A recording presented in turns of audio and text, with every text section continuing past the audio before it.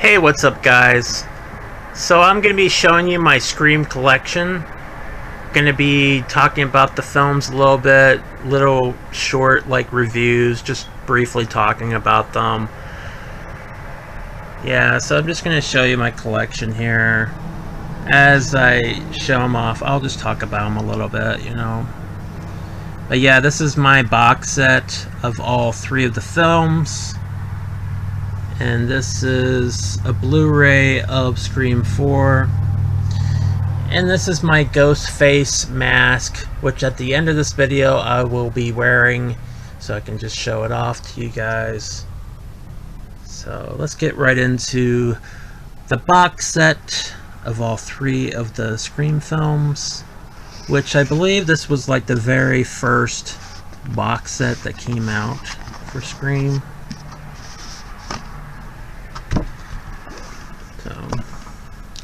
Really cool artwork here with Neve Campbell on the front cover.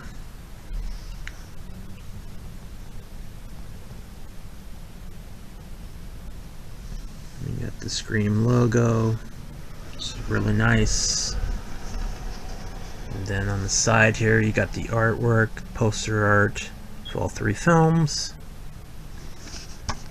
And then you got Ghostface here. It's really nice. Pretty cool.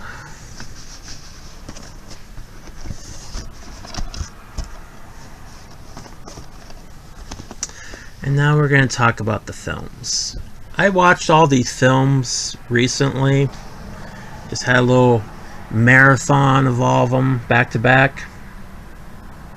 And the first two films I really enjoy. And the other two films I'll get to. But Scream, the original film, I saw this film in the theater. Actually, I saw Scream 1, 2, and 3 in the theater. 4 I didn't. But Scream, when I first saw this film, I thought it was good. You know, I thought it was really cool that Wes Craven made a comeback, you know, after Freddy. Because, you know, Freddy was a phenomenon, you know, when he made that film, you know, in the 80s, and the first Nightmare on Elm Street. It was a very popular film, and they made a franchise out of it, you know, very successful. But, you know, Wes Craven moved on to, you know, other films that were, you know, they were respectable, they're moderate success, but he never really had that hit like, you know, A Nightmare on Elm Street. And in the 90s, Scream was that film. You know, very popular. So popular, in fact, they made parodies, you know, with Scary Movie and other films. They made parodies of, you know, Scream. So it was very popular, especially the first two films. But yeah, this film's really good. The opening is the most memorable, with Drew Barrymore being terrified, you know, this guy's calling her psycho killer, you know, just calling her, you know, he's stalking her, and it's pretty damn scary, you know. Her performance, that whole opening scene is just so memorable. You know, what's your favorite scary movie? You know, it's just, they took inspiration from lots of different films and put it in this film. I mean, I can't say it's the most original concept, but they did their own little twist to it. I mean, they've done films like this before where a killer calls, you know, a babysitter and he's harassing her. I mean, they've done this before with like A Stranger Calls. You know, but they just kind of did their own twist to it, where this ghost face guy is calling these girls and asking them questions about movies, you know, what's their favorite movie, and in order to survive they have to, you know, answer it correctly, you know. Ghostface asks her, you know, who was a killer in Friday the 13th, and she says Jason. He's like, no, that was wrong. it wasn't Jason. It was his mother, because his mother was, you know, the killer in the first film. It wasn't until Friday the 13th Part 2 until Jason, he showed up. So yeah, I mean, it's stuff like that. The main premise is, if you've never seen the film, go and check out the film, but spoilers here. Mainly, it's a bunch of crazy people who want to kill this girl, Sidney Prescott. They basically want to kill her on the anniversary of her mother's death. And they're killing her friends, as well. So, not going to go into too much details or the ending, but I mean, that's your main premise. It's these guys calling girls on the phone. They're terrified, they're scared, and they're trying to survive. That's basically your premise, is crazy people that are obsessed with movies.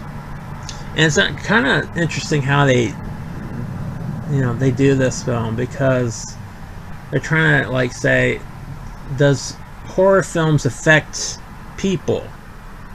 It obviously gives psychos, an idea, inspiration to go and do copycat murders or stuff like that, But, it's an interesting commentary to society, and an interesting way of viewing horror films and obsession, and people that that love the genre, as far as, like, sometimes people can take it too far. It's an interesting way of talking about society sometimes, But yeah, I mean, yeah, Scream, it has humor elements to it, but it's a legit horror film, and I enjoyed it. I thought it was really well directed, really well edited. The soundtrack is really cool. I like to pick up the soundtrack sometime. I've heard it before, but it's a nice soundtrack. Yeah, I mean, it's a good movie. So definitely Scream, definitely a good film. And then we got Scream 2, which, I'll be perfectly honest, I think this is my favorite one in the series. This is definitely my favorite. It's just, it's more suspenseful than the first film. It's more, I don't know, it's more scarier than the first film. There's definitely more intense scenes. Like that whole car scene with Ghostface and the two girls in the back seat, in the cop car. That's what it is, the cop car. That's a very intense scene. And, like, brilliant. It's just basically, Sidney Prescott, she returns with her friends, you got Dewey and Gail Withers and Randy. They return from the first film, and it's just Sidney in college. She's trying to live her life, a normal life, but this happens again. A ghost face murder,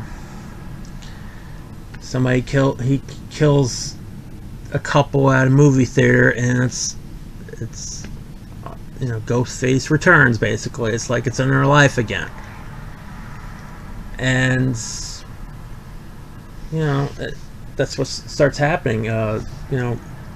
Murders start happening on the campus. So, she's got to survive once again. She's got to be a fighter, as she says in the film. But, not gonna give too much away, but I mean, it's kind of repetitive a little bit here and there. I mean, but I have to say the stakes are higher in this film, and I do think it's a better film overall, just because it's more intense, more suspenseful. It's just a more interesting film than the first film, in my opinion. So, yeah, Scream 2, definitely my favorite in the series.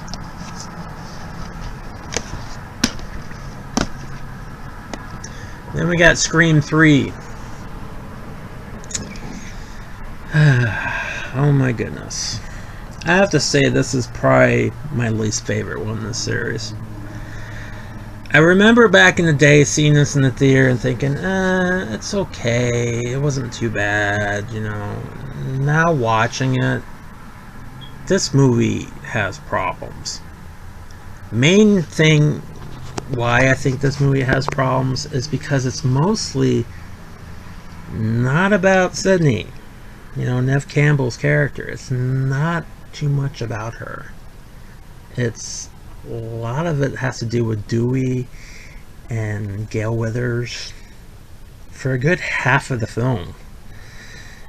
And Sidney is like a supported character almost. I heard that she only had 20 days. Neve Campbell only had 20 days in her schedule to film this, you know, her scenes. Only 20 days, because she wasn't available. You know, she was doing a TV show, she was doing other movies, she wasn't available. So they rushed this film. Apparently, they had a lot of production problems during the making of this film. Like, they were writing like lines in the script like the day before they shoot the film, the scene. So it's like, it reminds me of like Lethal Weapon 4, where they had to improv, or they had to, you know, they didn't really have a script to work with, and that's what it looks like. They didn't really have a script to really work with. I heard it was a very stressful, it was a really hard shoot.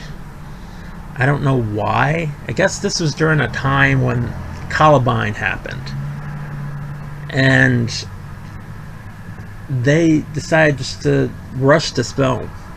Regardless, they should have waited. I really think they should have waited, and they should have developed a better script, because this script isn't really that great. It's mainly, you know, they're making another Stab film, you know, Stab 3, which is based off, you know, Sidney's life. And, you know, Dewey and Gale Weathers are at the set, and Ghostface is there killing, you know, cast members, you know, that are, you know, playing their part. You know, actors are playing Sidney Prescott, Gale Weathers, Dewey, Randy, amongst many other people that were involved, you know, in that story, you know, their real life story. So the real Dewey and, you know, Gale Weathers, you know, they're trying to survive on set of, you know, the making of Stab 3. And like halfway through the film, it's pretty much them. They're the dominant, you know, characters in the film. You see a little bit of Sidney, you know, she's in seclusion, she's in hiding, because, you know, she's doesn't want to be around people, you know, she's too terrified, you know, she lives somewhere where people, you know, can't find her. But Ghostface calls her on the phone, and, you know, she's got to come back out of hiding to face him again. You know, this, whoever's, you know, behind this, you know, a different person, because it's always a different person as Ghostface. She kills the person, and then the next film is a different person. There's always these people that are trying to go after her. And they keep making films. I mean, in the Scream 2, they had a film called Stab that was based off their life. And now this film, Scream 3, they're in the making of, Stab 3, the film that's based off their life. So Sidney returns, she goes on the set, to basically face her demons, face, Ghostface. And you got this cop, involved, which I really thought, the cop, he was kind of pointless character, Patrick Dempsey, older 80s actor. I just thought his character was kind of pointless. I didn't see why he needed to be in there. But yeah, the film is just, it only works when Neve Campbell shows up. Like, I say the third act is when the film gets more interesting. But, I didn't mind the first two films when it came to the reveal of the villains. But this film, the reveal of this villain, their motive and why they're trying to kill Sidney is just really generic. And it just doesn't seem believable at this point. I mean, I'll just give it away. It's her half-brother. Okay? Spoilers. The first film, it was her boyfriend. Well, she thought he was her boyfriend. And one of her friends, they were trying to kill her on the anniversary of her mother's death. The second film, it was the mother of one of the killers from the first film, and she wanted revenge. This film, Scream 3, is about her half brother. Apparently, her, Sidney, Prescott, her mom was somebody that got around, and she disowned him, her half brother. She didn't want anything to do with him, so he's getting revenge. It's just, it doesn't work. From what I understand, Kevin Williamson didn't really write a script for this. He kind of did an outline. He kind of gave them ideas, footnotes, stuff like that. But somebody else came in and finished the script. And you can tell that, this wasn't Kevin Williamson's script here entirely. It wasn't fleshed out like he normally does, because he has great character development, very suspenseful, intense type of thriller with horror in it as well. But Kevin Williamson is a very talented writer, and with the collaboration between Kevin Williamson and Wes Craven, it's just a great, they're great together. But yeah, I don't know who the writer was for this film, but he totally messed up. I mean, I don't think whatever he did wasn't that good.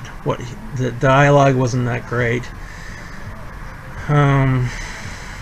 The characters they had in here, they just threw in like major names in here. Like they had Jenny McCarthy in here at the time when she was popular. They just threw in, famous faces. Like they had Carrie Fisher in here as a cameo. I mean, they just threw in these cameos and just to kind of, distract you from a script that was kind of poor. I mean, the idea of them being on a set of a film like Stab, Stab 3, that's fine and that's interesting, but you need more to it. You need more to it. I mean, the fact that this Ghostface is just killing people on the set, and he's trying to get to Gale Weathers, and he's trying to get to Dewey, and then eventually he's gonna get to, Sidney. It's just, I don't know. It's just, the movie's kind of boring the first half. And once it gets to the third act, it's not bad as far as like suspenseful, but story, it's just, it doesn't work. Story structure, a lot of things just don't work for the film. The only thing I can praise about is Neve Campbell's performance. For what little time she had, you know, on set, 20 days that she was available, she did good. She was, you know, professional, really. She did really good with her acting. And I think Wes Craven, you know, he did his best, but this looked like a rushed film just to get it out. And they really should have took their time on this. They should not have waited. I think they were just fearful, and they wanted to get this out before, you know, all this stuff about Columbine and, you know, having where they could do less horror films. They wanted to just get this out just to make money, you know. And they were probably worried, you know. That's my guess. They were just worried that they wouldn't be able to release this later on, you know. And they also toned down the violence in this film. It's not as violent. And there's not as many kills either in this film as the previous two films.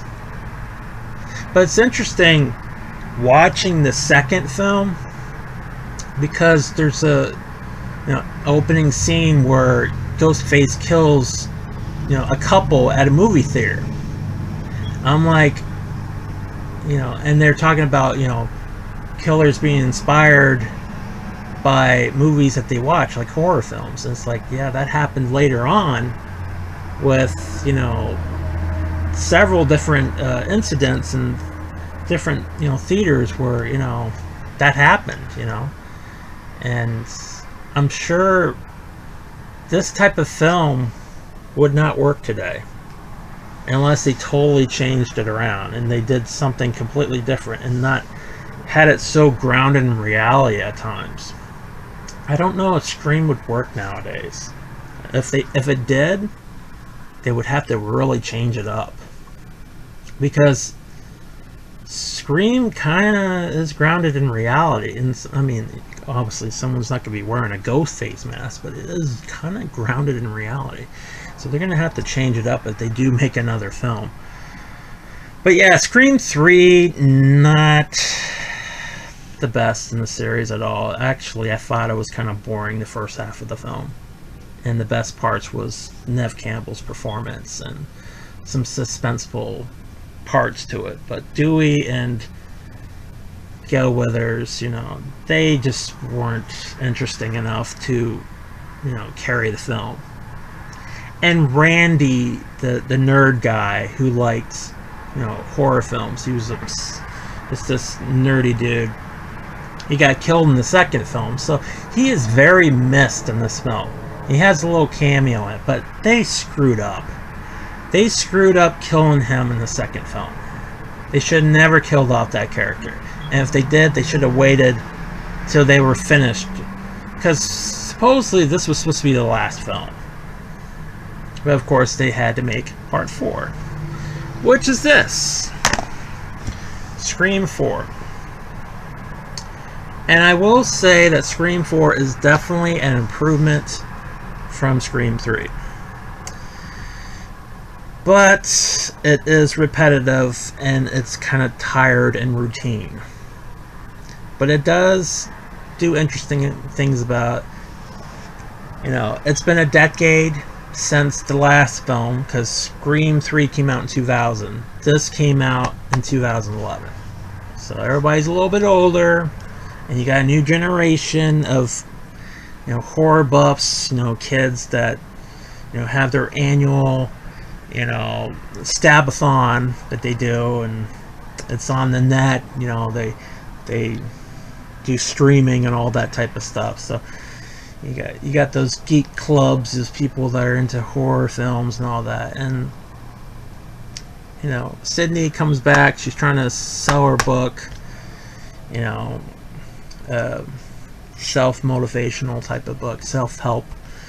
And, you know, guess what happens? Ghostface murders happen again. And she's back into this whole situation again while she's, you know, spending some quality time with her family. I believe she's staying over her aunt's house with her cousin, which is a girl, but I won't give too much away. Well, why? I've already did, so why not? Basically, somebody is trying to create like a reboot, copycat, like murders from the first film, but they're trying to create their own reboot, trying to have where the events that are happening, they can turn that into a movie later on. So it's kind of like, you know, this was trying to like have a statement about remakes and reboots. And even there's a great line from Neve Campbell's character, like, you know, don't fuck with the original. I mean, that's a great line. You know, that's a problem with, you know, remakes. The first rule about remakes, you don't fuck with the original. That's what she said in the film. That's really a great line. And obviously Wes Craven probably, you know, put that in there as a little, you know, jab at Nightmare on Elm Street remake. I can almost guarantee you that's probably something he, like, it's probably something his statement about that film. But yeah, but it's mainly just Neve Campbell's cousin is a psycho and she's trying to kill her because she wants to be the next Sidney Prescott, the survivor. She wants her, you know, 15 minutes of fame. That's basically your premise of the film, if you haven't seen it. But I'm sure if you're watching my video, you probably have seen these films. So yeah, that's pretty much my thoughts. I mean, this was okay. It was suspenseful and it was a lot better than the third film, but it definitely, it feels tired. It definitely feels tired. And I heard they're supposed to make a Scream 5. I don't know what they could do with it. They already did a TV show on MTV, which would last, what, 2 seasons? And that didn't really do that great. I don't know what they could do with this. I think they've kind of, you know, they've done all they can. I mean, I think the first 2 films were solid horror films. And 3 and 4 were just cliche, and they started becoming, you know, weak. You know, they just weren't strong enough like the first 2 films. They should have just left it at 2 films. They shouldn't have made more of them, but of course they'll make more. I find them entertaining. 3 and 4, they're entertaining pictures, but as storylines, you know, they just don't work as well as the first 2 films, in my opinion. But yeah, that's just my opinion on the films. This is my collection of the films, and I'm going to show you my mask now. I'm just going to wear it, and yeah, so.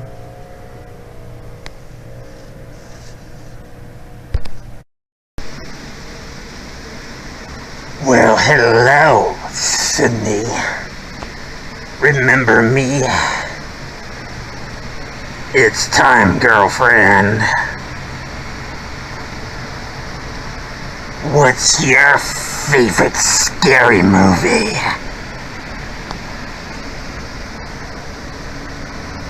Name the killer from Friday the 13th.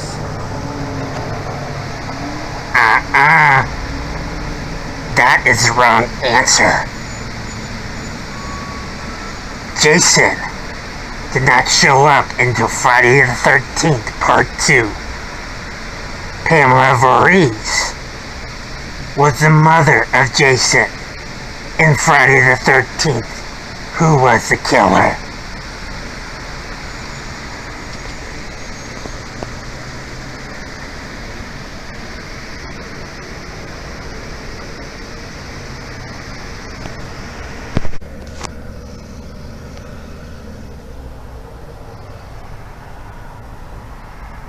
It's a pretty freaky looking mask, right? Yeah. This is like the first mask they ever made, which is pretty cool. close shot of that. Yeah. Freaky. Now the masks they make now are like hard plastic. This is better made. This is like the original Ghostface mask they made. But yeah, this is my Ghostface mask, and this is my, Scream collection, and me talking about the films a little bit. So I hope you enjoyed this video, and I hope you guys have a good day. See you in the movies.